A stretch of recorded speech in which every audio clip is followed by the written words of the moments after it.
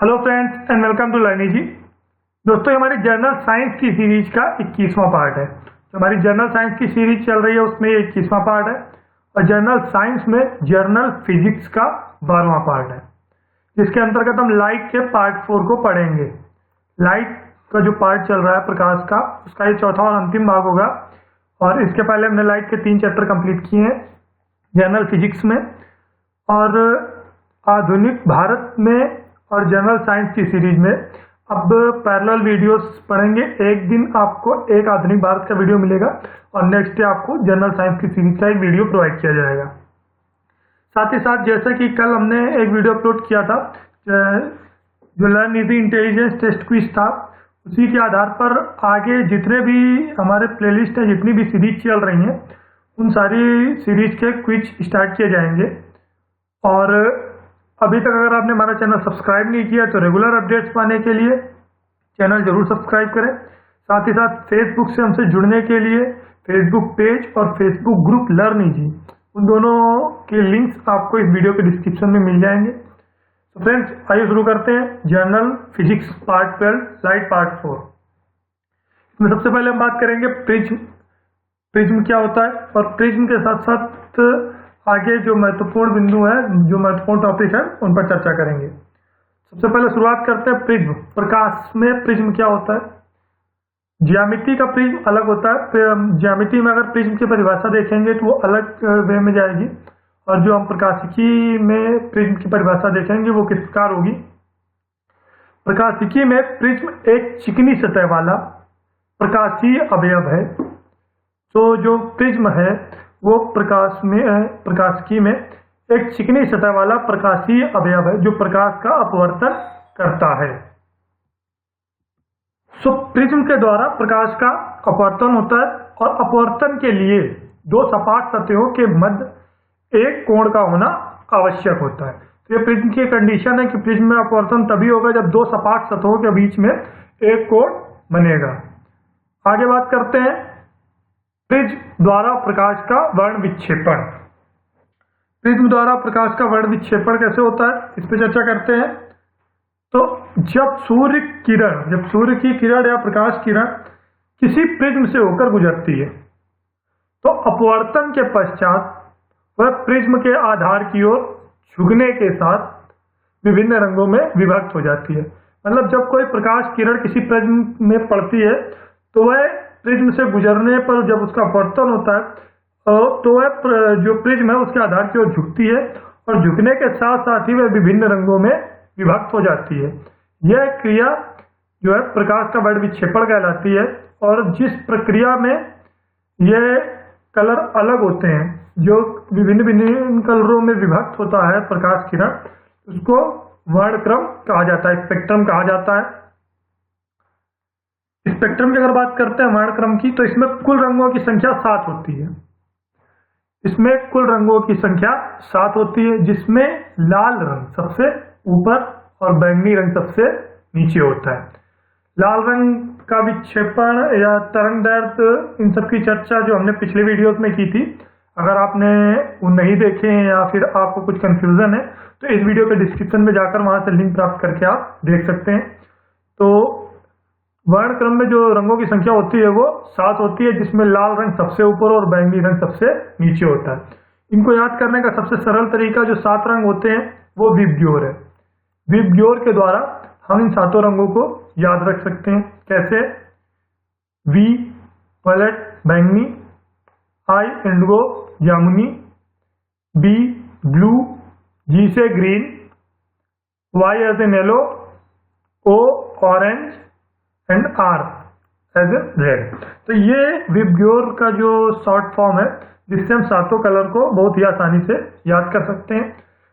और इस फिगर में हम देख सकते हैं कि कैसे, अब इसमें देखिए, जब ये प्रकाश की किरण है, ये बीम ऑफ वाइट लाइट इसमें पड़ेगी प्रिज्म में, तो ये जो प्रकाश किरणें पड़ने के बाद आधार की ओर झुक रही हैं और ये विभिन्न कलर में विभक्त हो रही हैं। इसमें देखिए स्पेक्ट्रम में red, orange, yellow, green, blue, indigo and violet. तो सबसे ऊपर जो रंग है रेड है और सबसे नीचे जो है वो बैंगनी है।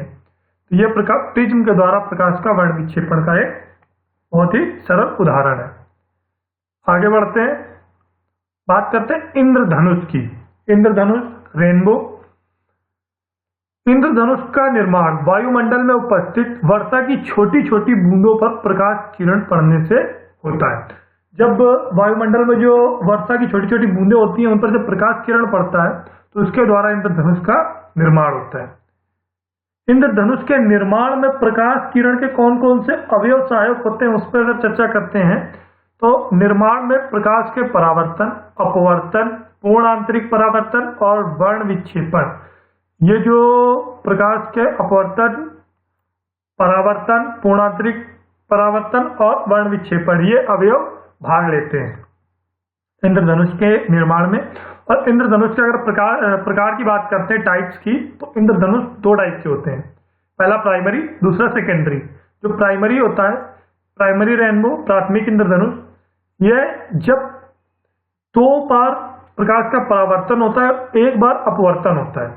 जब जो वर्षा की बूंदें होती हैं वायुमंडल में, उसमें जब प्रकाश का परावर्तन दो बार और अपवर्तन एक बार होता है, तो इसके फलस्वरूप जो इंद्रधनुष का निर्माण होता है वह प्राथमिक इंद्रधनुष कहलाता है। और प्राथमिक इंद्रधनुष में लाल रंग बाहर और बैंगनी रंग अंदर की तरफ होता है। जो प्राथमिक इंद्रधनुष होता है उसमें लाल रंग बाहर की तरफ होता है और बैंगनी रंग अंदर की तरफ होता है। ये बहुत ही महत्वपूर्ण है परीक्षा की दृष्टि से। और जो सेकेंडरी रेनबो है या द्वितीयक इंद्रधनुष है, उस पर अगर नजर डालते हैं तो इसका निर्माण दो बार परावर्तन और दो बार प्रकाश के अपवर्तन के फलस्वरूप होता है। जैसा कि प्राथमिक की बात की, उसमें दो बार परावर्तन और एक बार अपवर्तन होता है। द्वितीयक में दोनों चीजें दो दो बार होती हैं, प्रकाश का परावर्तन भी दो बार होता है और प्रकाश का अपवर्तन भी दो बार होता है। तो इस प्रकार जो इंद्रधनुष बनता है वो द्वितीयक इंद्रधनुष कहलाता है। और इस इंद्रधनुष में बैंगनी रंग बाहर होता है और लाल रंग अंदर की तरफ होता है। ये इक्वली अपोजिट होता है प्राइमरी इंद्रधनुष से। अब बात करते हैं अन्य महत्वपूर्ण बिंदुओं पर जो इंद्रधनुष से संबंधित है। तो इंद्रधनुष में कुल रंगों की संख्या भी 7 होती है। दोपहर, जो मध्य दोपहर है, उस समय इंद्रधनुष का निर्माण संभव नहीं है। इसका कारण ये है क्योंकि जो प्रकाश की किरणें वो सीधी पड़ती हैं। इसके कारण जब मध्य दोपहर होती है, जो प्रकाश की किरणें सीधा पड़ने के कारण इसमें इंद्रधनुष के निर्माण का कोई भी संभावना नहीं रहती है। आगे बात करते हैं, इंद्रधनुष का आकार वृत्ताकार होता है। सर्किल में होता है। जो इंद्रधनुष का आकार होता है वो वृत्ताकार होता है। और जब हम इंद्रधनुष को देखते हैं तो सूर्य हमारे पीछे होता है। सूर्य कभी भी हमारे आगे होगा तो हम इंद्रधनुष को नहीं देख पाएंगे। आगे बढ़ते हैं और बात करते हैं प्रकाशिक लेंस की। लेंस क्या होते हैं? प्रकाशिक लेंस तो दो सतहों के मध्य वह पारदर्शक और अपवर्तक प्रकाश युक्ति जिसकी कम से कम एक सतह गोलाकार हो, लेंस कहलाती है। एक बार फिर से देखेंगे, दो सतहों के मध्य वह पारदर्शक और अपवर्तक प्रकाश युक्ति जिसकी कम से कम एक सतह गोलाकार हो, लेंस कहलाती है। लेंस में एक सतह का कम से कम गोलाकार होना आवश्यक है। जब कोई प्रकाश किरण किसी लेंस से होकर गुजरती है तो वह दो बार अपवर्तित होती है। लेंस का कंडीशन है कि लेंस में जब भी कोई प्रकाश किरण होकर गुजरती है तो वह दो बार अपवर्तित होती है। लेंस के द्वारा आयतित किरणों को मोड़ने की क्षमता लेंस की शक्ति कहलाती है। लेंस में जो किरणें पड़ती हैं उनको मोड़ने की जो क्षमता होती है लेंस की, उसको लेंस की शक्ति कहते हैं। और यह फोकस दूरी के व्युत्क्रमानुपाती होता है। P = 1/f। जो P होता है वो 1/f होता है। जो शक्ति होती है वह फोकस दूरी के व्युत्क्रमानुपाती होती है। और लेंस की शक्ति का मात्रक डायोप्टर होता है। ये बहुत ही बार एग्जाम से पूछा जाता है। लेंस से संबंधित जो है, लेंस में शक्ति का मात्रक क्या होता है और इसे कैपिटल D से व्यक्त करते हैं। आगे बढ़ते हैं और बात करते हैं कुछ महत्वपूर्ण कंडीशंस पे जो परीक्षा में बहुत बार पूछी जाती हैं और मोस्ट कंफ्यूजिंग भी होती हैं।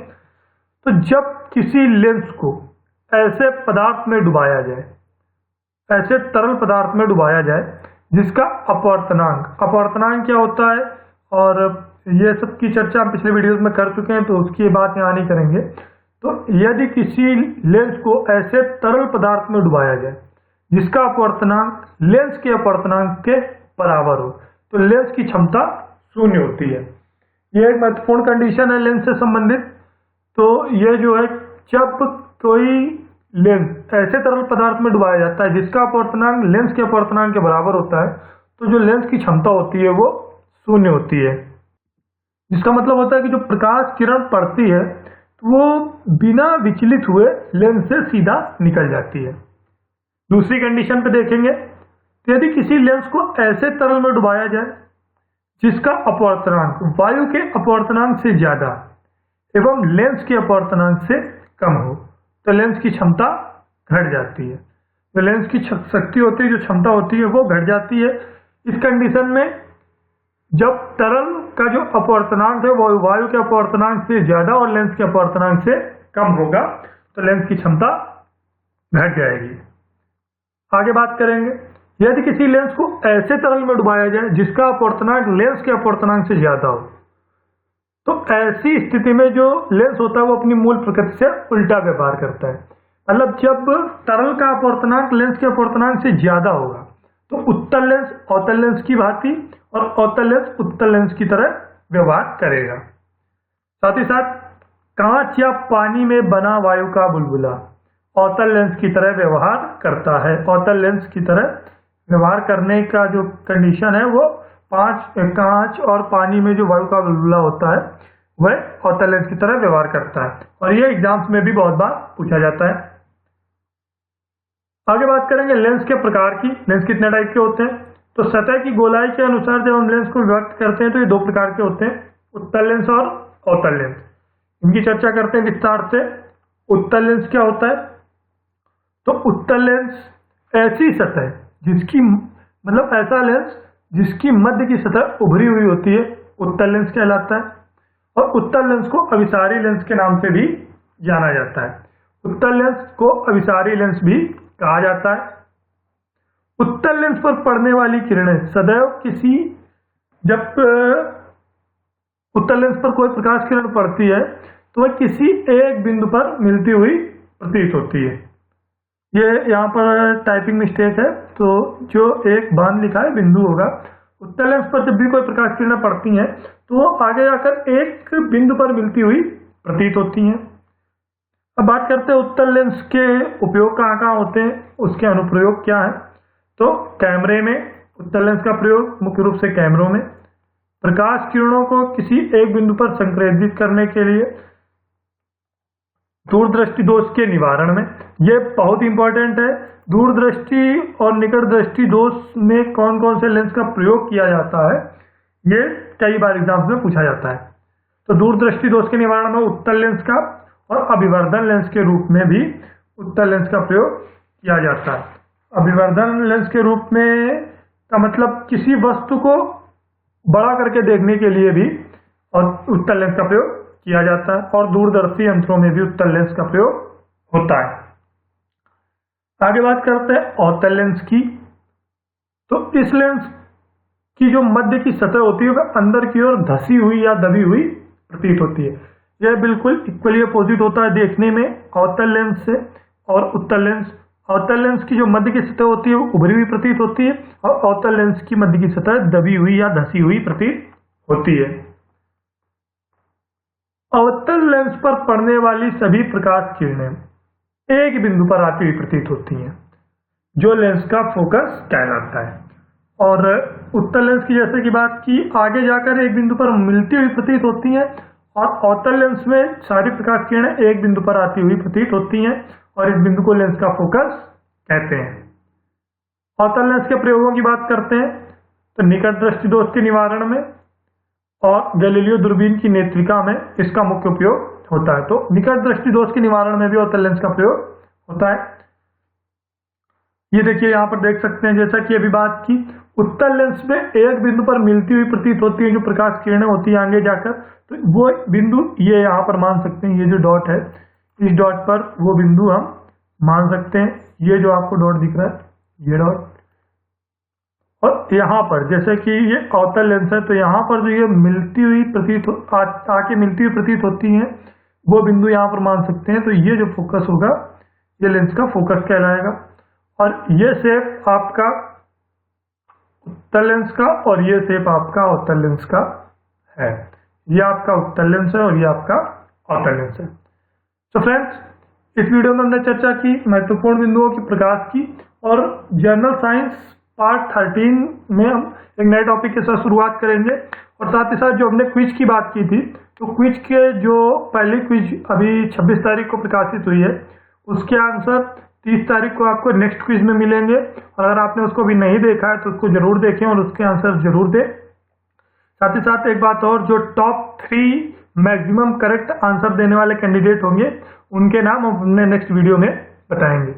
So friends, thanks for watching this video and don't forget to like this video, subscribe this video, and for others knowledge, share this video. Thank you.